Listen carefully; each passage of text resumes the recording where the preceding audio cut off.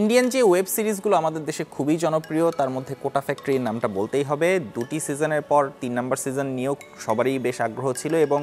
3 নম্বর যেতে চাচ্ছে পড়ালেখায়, তাদের জীবনের ক্রাইসিসটা কোন পর্যায়ে এবং সেই সাথে আসলে তাদেরকে যারা পড়াচ্ছেন বা তাদের খুবই সিস্টেমেটিক একটা ব্যাপার। তবে আমরা যা দেখে থাকি যে এক একজনের কাছে পড়ালেখার আসলে চেহারা চরিত্রটা এক এক রকম। কেউ বলেন যে সারাদিন ধরে আসলে পড়ালেখা করতে হবে, কেউ বলেন যে আসলে পড়ালেখাটা বুঝে করা দরকার,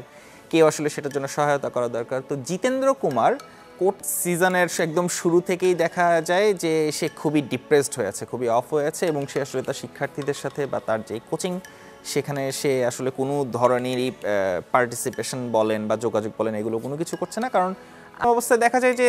একদিক থেকে সে তার স্টুডেন্টদেরকে পড়াতে পারছে না এবং আরেক দিক থেকে তার স্টুডেন্টরা খুবই ক্রাইসিসে পড়ে গেছে, কারণ তারা তাদের জিতু ভাইয়ার উপরে খুবই ডিপেন্ডেন্ট। এবং অন্য দিক থেকে যেটা দেখা যায় যে জিতু ভাইয়া তিনি নিজে হচ্ছে আসলে এখন কাউন্সিলিং তার নিতে হচ্ছে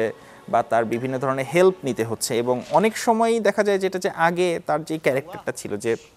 যে কোনো ধরনের পরিস্থিতিতে সে প্রেশারটা নিচ্ছে, প্রেশারটা নিয়ে সে তার স্টুডেন্টদেরকে সাহায্য করছে, সবাইকে সাহায্য করছে। কিন্তু এবারে দেখা যায় যে সে একদম শুরু থেকে সবার সাথে রিয়্যাক্ট করছে, কারোর সাথে তার কথাবার্তা মিলছে না, সাথে সাথে সেখানে সে এমন কিছু একটা বলছে সেটা সেই মানুষকে আঘাত করে ফেলছে। তো এইবারের একদম সিজনের শুরু থেকেই জিতু মানে বলা যেতে পারে যে স্টুডেন্টদের ক্রাইসিসের থেকে জিতু ভাইয়ার ক্রাইসিসটা আসলে অনেক বেশি পরিমাণে উঠে এসেছে। আচ্ছা, তো মূলত একটা ব্যাপার এখানে বলতেই হবে যে পড়ালেখা নিয়ে এবং পড়ালেখার প্রেশার নিয়ে কিন্তু প্রতিনিয়তই আমরা আমাদের মিডিয়াতে দেখতে পাই অনেক ধরনের ঘটনা, যেই ধরনের ঘটনাগুলো আসলে আমরা কখনোই শুনতে চাই না, এক্সপেক্ট করি না। যে কোনো একজন স্টুডেন্ট সে হয়তো বা পরীক্ষায় ভালো ফলাফল করেনি, সে খুব খারাপ কিছু একটা করে ফেলেছে বা অনেকেই জীবনটাও শেষ করে দেয়। অনেকের ক্ষেত্রে দেখা যায় যে তাদের পড়ালেখা হচ্ছে না দেখে তারা এমন কোনো একটা দিকে চলে যাচ্ছে, বা অনেক সময় এরকমও হয় যে আমরা হয়তো বলছি যে এই সামান্য কিছুর জন্য এত বড় ঘটনা ঘটিয়ে ফেলতে হবে, কিন্তু পার্টিকুলারলি ওই স্টুডেন্ট বা ওই ছেলে মেয়েটি আসলে যে কোন ধরনের পরিস্থিতির মধ্যে দিয়ে যেতে হয়েছে সেটা কিন্তু আমরা আসলে দেখতে পাই না। তো সেই ক্রাইসিসটা এইখানে আসলে আরও বড়োভাবে উঠে এসেছে, কারণ আইআইটি ভারতে আসলে বলা যেতে পারে যে সব থেকে কম্পিটিটিভ একটা এক্সাম এবং অনেক শিক্ষার্থীরই আসলে স্বপ্ন থাকে তারা আইআইটিতে পড়ালেখা করবে এবং সেটার জন্য রীতিমতো কোটা ফ্যাক্টরি আসলে এমন একটা শহরের জায়গা দেখানো হয়েছে যেখানে সবাই সেই আইআইটিতে চান্স পাওয়ার জন্য আগে পড়ালেখা করছে প্রচণ্ড প্রেশার নিয়ে। তো এই জায়গা থেকে আসলে একটা জিনিস খুবই মুখ্যভাবে ফুটে ওঠে যে এই বয়সী যেই ছেলে মেয়ে তাদেরকে কিভাবে আসলে তাদের পাশে থাকাটা জরুরি এবং একই সাথে যারা তাদেরকে সহায়তা করছে তাদেরও আসলে নিজেদের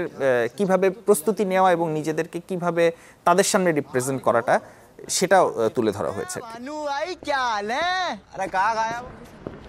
কোটা ফ্যাক্টরি 3-র কথা সবাই একটা জিনিস বলেছেন যে এটা আসলে খুবই হাইলি ইমোশনাল। আমার কাছেও এরকমই মনে হয়েছে যে এটা ইমোশনের দিকটায় অনেক বেশি গুরুত্ব দিয়েছে। তবে একটা দিক থেকে কোটা ফ্যাক্টরি ব্যাপারটা আমার একটু কৃষিই লাগে, মানে এটা একান্ত আমার ব্যক্তিগত মতামত যে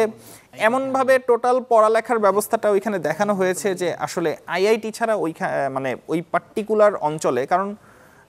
একটা জিনিস দেখুন যে পড়ালেখার কিন্তু অনেকগুলো ঘরানা থাকে, কেউ ডাক্তারি পড়বে, কেউ ইঞ্জিনিয়ারিং পড়বে, কেউ অন্যান্য বিষয়ে পড়বে,